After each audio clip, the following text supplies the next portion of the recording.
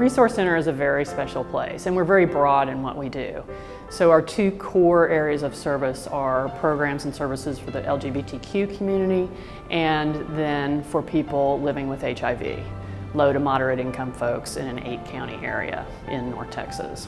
We also do a lot of prevention work with the goal of helping people stay healthy and not contracting any STDs, including HIV.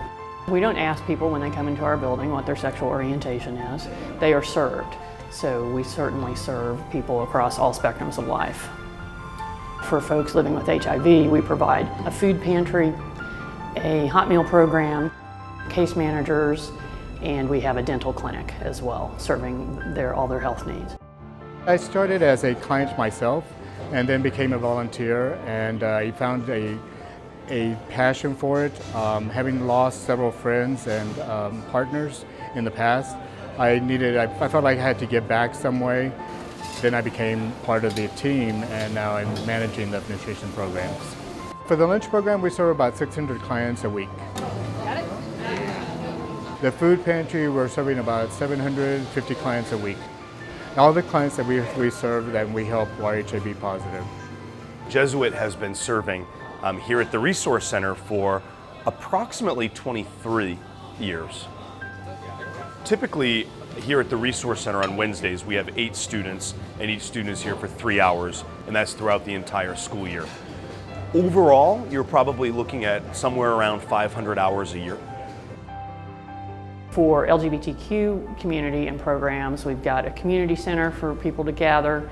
We have a youth program for seniors, mental health counseling, program for women, transgender individuals, and just about anything and everything in between. United Black Element is a program that exists to enable young Black same-gender loving men to fulfill their greatest potential for good. And a lot of what we do is around raising awareness around HIV education. We do a number of things that's socially focused so we can actually bring people together. But then while we have them together, let's educate around HIV and safer sex and really encourage safer sex as a norm amongst the community. Oh man, this is home. This program has always felt like home since I started here, man. Back in 2009, yeah. I must say, like the brotherhood, like the camaraderie, like knowing that you have like a multitude of friends that you can call on anytime if you need any kind of help. We do a lot of advocacy work, but advocacy always goes hand in hand with education. We have a robust counseling department that started as a collaboration with Southern Methodist University Simmons School, and then Resource Center also has a behavioral health program that's like an intensive outpatient program licensed by the state of Texas for substance abuse and mental illness. Years ago, youth would typically not have any support from their parents. That was a pretty rare thing if you were an LGBTQ person and young person. And so, but kids were afraid to be who they were in their homes. They were trying to find community and find support. And they found their way to Resource Center one way or the other. So we're now serving around 300 youth and their families every year, with those numbers projected to grow. I started going shortly after I started coming out, and I think for both of us it was just a place to be around other people, to not feel so isolated in such a small town. And so coming here was just a way to feel less different.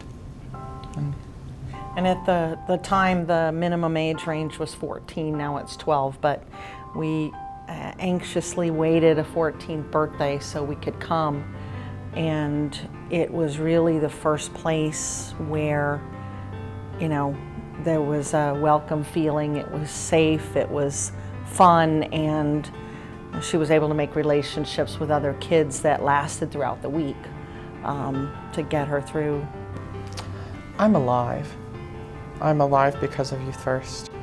Of course, and going through the lots of challenges of coming out and transitioning, it's always good to have other people who have your back, and especially peers and people who can really relate to you for something that not a lot of people can. And then for me also to be able to sit and talk with other parents who are going through this has been certainly very helpful, and as well as, in dealing and talking to the staff here who are so dedicated and amazing and just completely focused on these kids. I'm also tremendously proud that we're in the new community center. What has made us proud is that people come into this building and they feel welcome and they feel inspired. And we really saw that when it first opened. A lot of people came here, a lot of people witnessed it go up through social media. And to give folks hope and a beacon is a significant thing to have accomplished. Accepting the 2018 Regional Simmons Luminary Award for Resource Center, Chief Executive Officer C.C. Cox.